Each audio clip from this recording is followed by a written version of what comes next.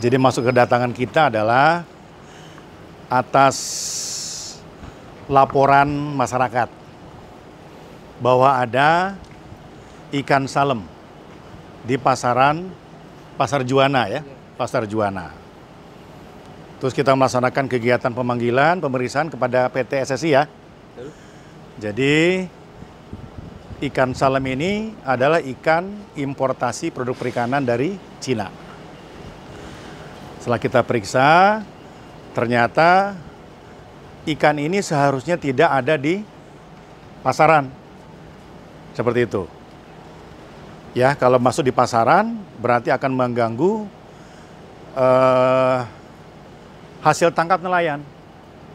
Karena saya terima laporan, ikan salem ini harganya 17.000 sampai 20.000. Nah, untuk ikan salem sendiri harusnya kan dari PT Komira dibeli oleh PT SSI ya, untuk diarahkan kepada pemindang. Namun yang terjadi adalah dijual ke pasaran. Ini yang perlu kita tindak lanjuti.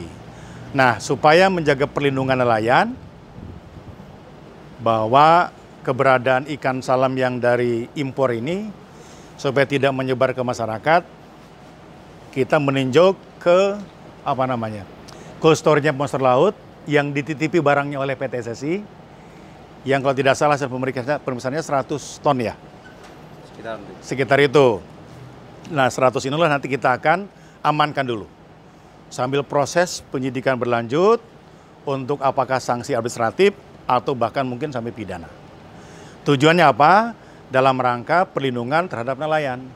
Karena jangan sampai ikan salem yang peruntukannya untuk industri pemindangan tetapi berada di masyarakat yang nantinya akan berdampak kepada hasil tangkapan nelayan yang tentunya hukum ekonomi. Kalau nanti hasil tangkapan nelayan di pasar harganya lebih tinggi, berarti yang laku yang ikan salem.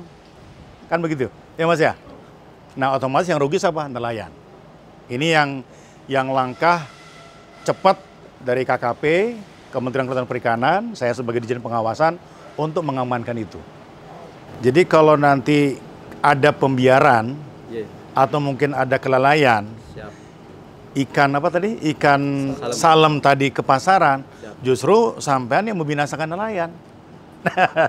Ya, jadi bukan membinasakan Bapak, justru kalau ikan salem yang harusnya ke industri pemindangan, namun kemudian bocor ke pasaran, justru akhirnya persaingan nelayan tangkap tidak bisa bersaing dengan ikan salem. Justru sampean yang membinasakan nelayan sebetulnya. Justru saya ke sini untuk menjaga produksi nelayan tangkap jangan sampai bisa bersaing dengan nelayan ikan salem, impor berbentuk ikan salem ini. Bayangkan harganya 17.000 sampai 20.000, sementara mungkin nelayan tangkap dari luar mungkin bisa lebih dari itu. Akhirnya masyarakat akan lebih cenderung membeli ikan salem. Nah, justru itulah ini langkah cepat kita, Kementerian Kelautan Perikanan, saya Dirjen Pengawasan, jangan sampai ada persaingan harga antara ikan salem impor yang masuk ke pasaran yang harusnya ke pemindangan.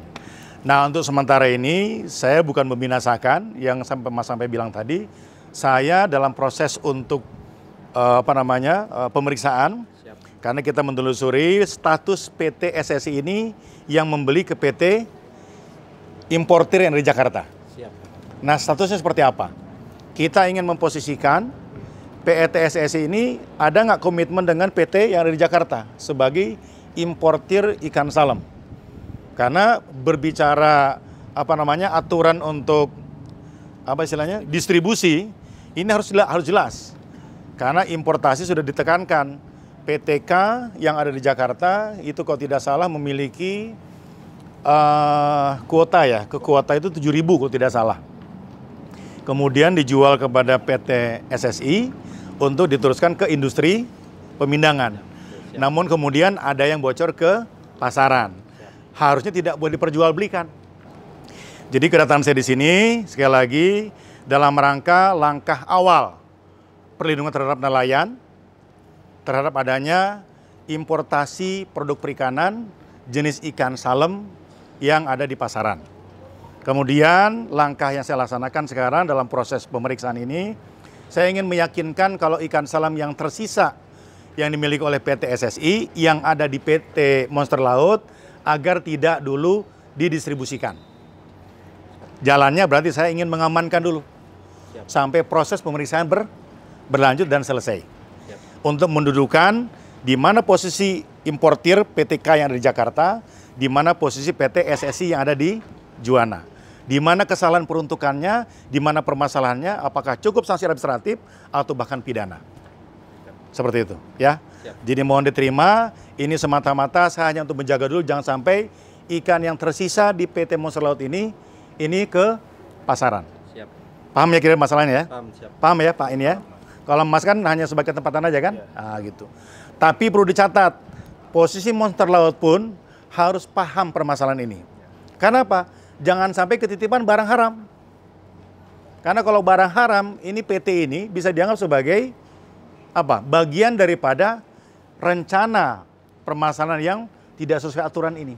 Bisa saya kenakan juga. Ya kan? Bahkan bisa saya bekukan izinnya. Nah, jadi ke depan harus betul-betul menanyakan status barang kepada PT yang menitip. Ini barang apa nih? Oh, ikan salam. Ikan salam kan bukan bukan diperjualbelikan. Untuk industri, sama ngecek juga. Ini bagian pembinaan juga nih. Jadi besok-besok ada satu seperti ini, Monster Laut jangan salahkan kalau saya tindak juga. Gitu, Mas ya? Ya, baik. Itu. Di langkah sekarang, saya mohon ada pengertian, kita kerjasama yang baik, saya akan mengamankan dulu. Ya, ikan yang berjumlah kurang lebih sekitar 100 ton. Supaya tidak keluar ke pasaran dan mengganggu nilai ekonomi daripada nelayan. Sekali lagi dalam rangka perlindungan nelayan. Berdasarkan Undang-Undang Nomor 7 Tahun 2016. Clear ya Pak Muhid ya? Siap. Masa clear? Ya, kalau Mas sebagai apa? Saya manajernya Pak. Manajernya? SSI. Paham ya? Paham. Oke, paham. Sekarang mari kita sama-sama kita amankan. Oke? Siap.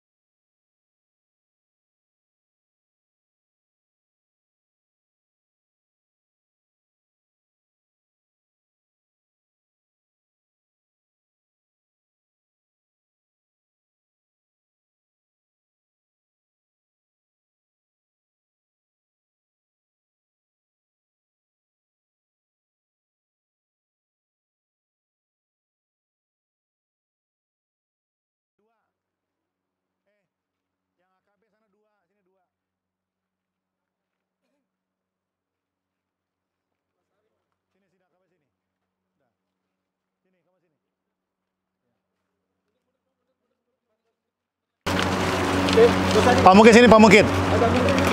Ya. Ya. Pak Mukid, sementara saya segel dulu ya.